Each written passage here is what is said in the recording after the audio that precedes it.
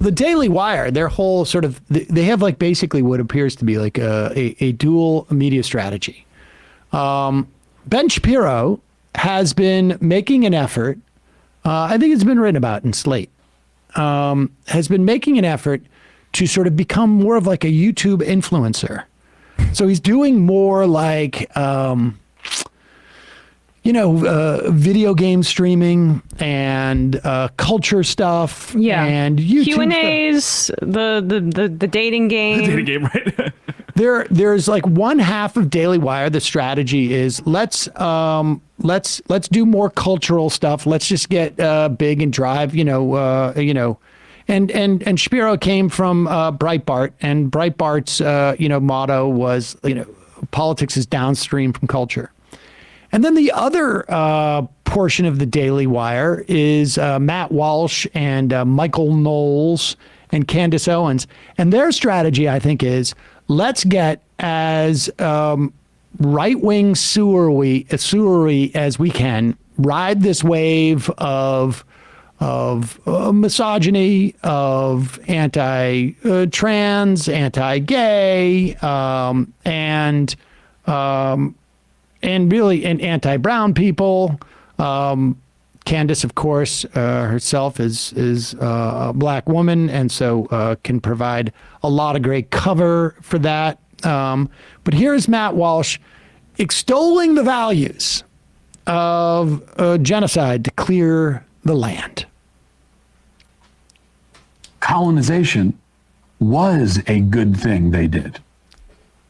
The conquest and colonization and settling of this land was overall. Pause it. Let's be clear.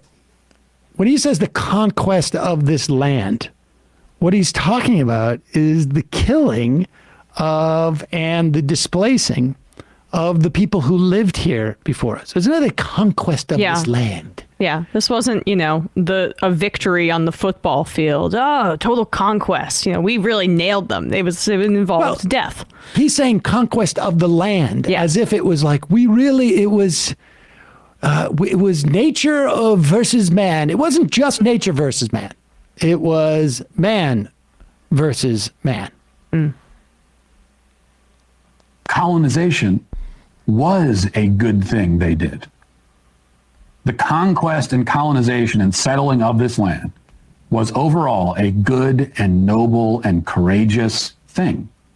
It is good that it happened, and we should be grateful for it. The people who came here and claimed this land were heroes. It was heroic. And they were heroes not because of the other good stuff, but because they came and claimed it. For hundreds of years, this would not have been controversial to say. It would have been perhaps the least controversial thing to say. And now you're not allowed to say it at all. Pause it. But let's just be clear about what else was going on during those hundreds of years where that would not be controversial to say. For several hundreds of those years, we actually owned slaves. Yeah. And we had, and for different periods of that, when we didn't own slaves anymore, we would have violent coups if any of those former slaves got into a position of political or financial economic power. Then we deprived those former slaves of the ability to vote and to, sleep in the same hotels or ride in the same parts of the buses or whatever it was. That was for the next 100 years, essentially. In addition to what we did with immigrants, and we also, for a significant number of those hundreds of years, we wouldn't even allow women to vote, as well as some of these other brown people.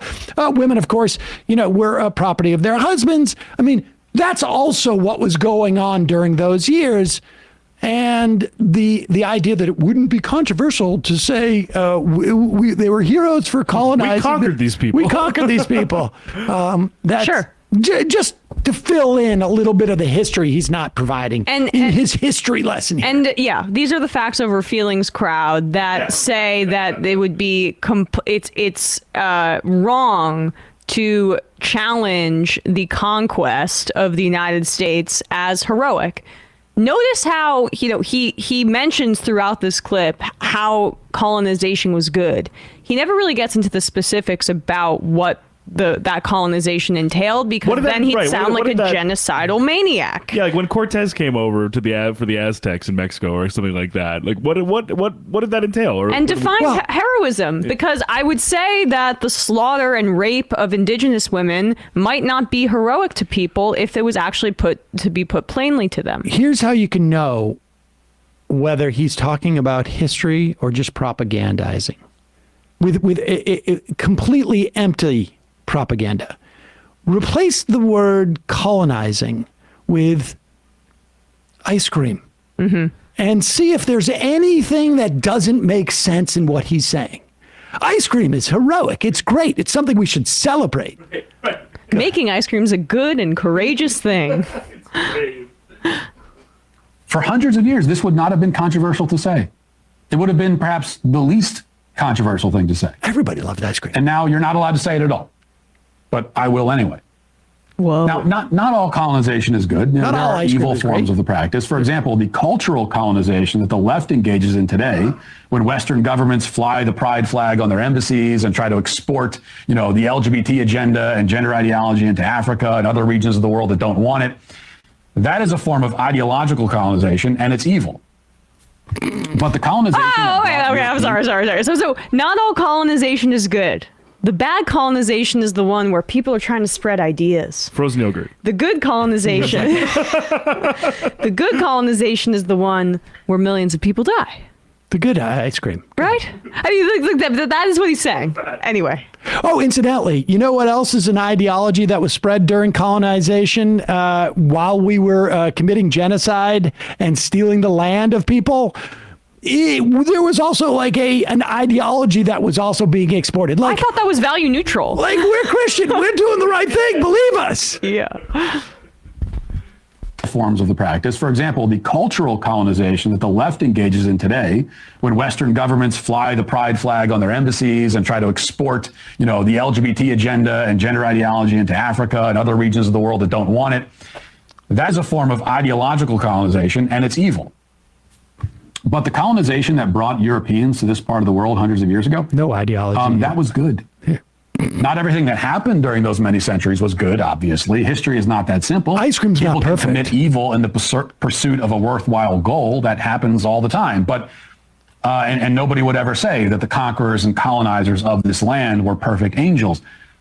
But we should celebrate them, and we should celebrate what they achieved. What did they achieve? No one would say they're perfect angels, but we should say that they're heroes. What did they achieve? I'll tell you behind the paywall.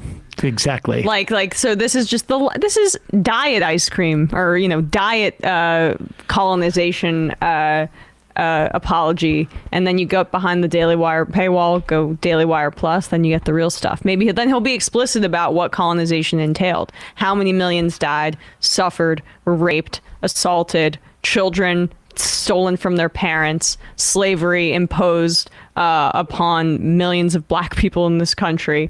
Maybe once he gets specific, calling it good just gets undercut a little bit.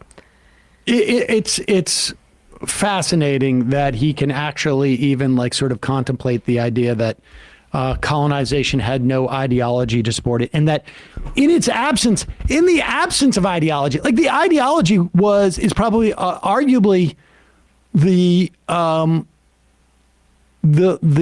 arguably the least despicable of the other reasons for the colonization, which is just like pure money.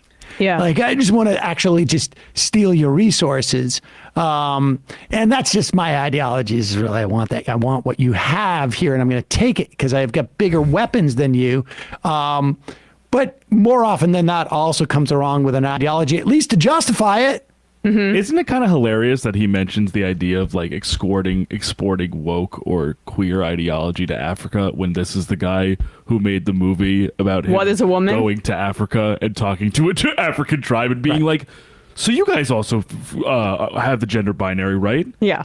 Well, Aesop's fables, Matt Walsh is a sicko. Western religious groups are the reason Uganda is trying to decide if homosexuality is punishable by death or simple life in prison.